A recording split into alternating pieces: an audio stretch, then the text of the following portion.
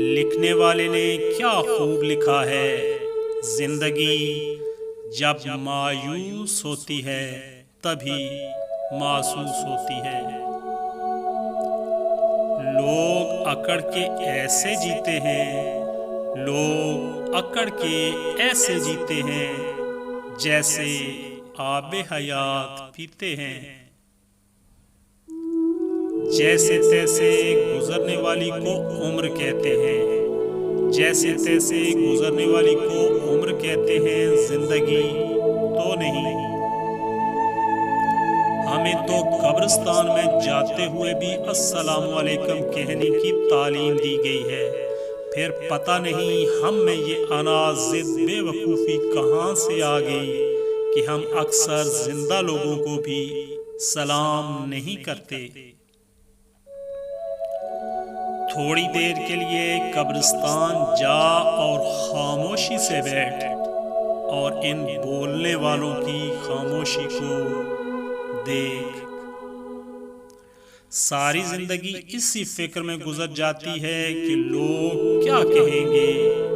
आखिर में लोग सिर्फ इतना ही कहते हैं, इन्ना लिल्लाहि व इन्ना इलैहि राजिऊन। रंगो नस्ल या रुतबा बेफायदा रहेगा। याद रखिए, पहचान मटियों में इंसानियत से होगी। मेरी जिंदगी भी इस कब्रिस्तान की तरह है, जहाँ लोग तो बहुत हैं, जहाँ लोग तो बहुत हैं मगर अपना कोई नहीं।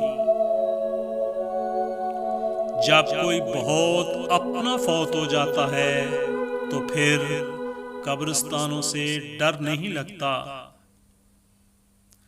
तुझे तेरी औकात का उस दिन पता चलेगा ऐ इंसान, जब लोग तुझ पे मट्टी डालकर हाथ भी याद रखना तुझी पे झाड़ेंगे।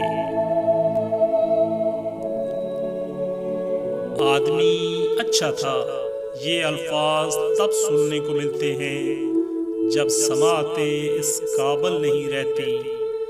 जिंदा लोगों की कदर करें।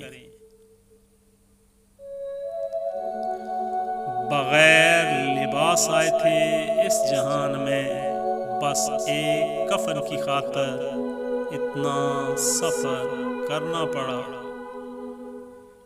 अगर कभी किसी चीज का गरूर आने लगे तो एक चक्कर कब्रिस्तान का लगा लिया करो।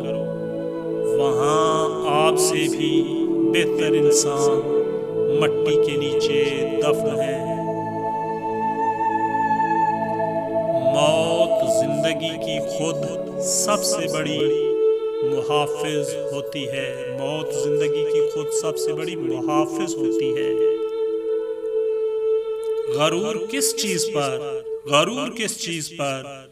दुनिया के सारे रास्ते कब्रिस्तान की तरफ जाते हैं, तो गरूर किस चीज पर? फितरत का तकाजा है कि इंसान जन्नत भी चाहता है, इंसान जन्नत भी चाहता है और मरना भी नहीं चाहता। अगर मौत के बाद अपनी मर्जी की जिंदगी गुजारना चाहते हो तो मौत से पहले अपने रब की मर्जी की जिंदगी गुजार लो। जब घर के बड़े रुखसत हो जाते हैं तो अपने साथ बहुत सारी बरकतें और बेफिक्रियां भी ले जाते हैं। दोस्तों, वीडियो अच्छी लगे तो वीडियो को लाइक और शेयर ज़रूर कीजिएगा। मज़ीद अच्छी वीडियोस के लिए चैनल को सब्सक्राइब करना मत भूलिएगा। वीडियो देखने का बहुत बहुत शुक्रिया। आपके दिल की आवाज़ टीवी।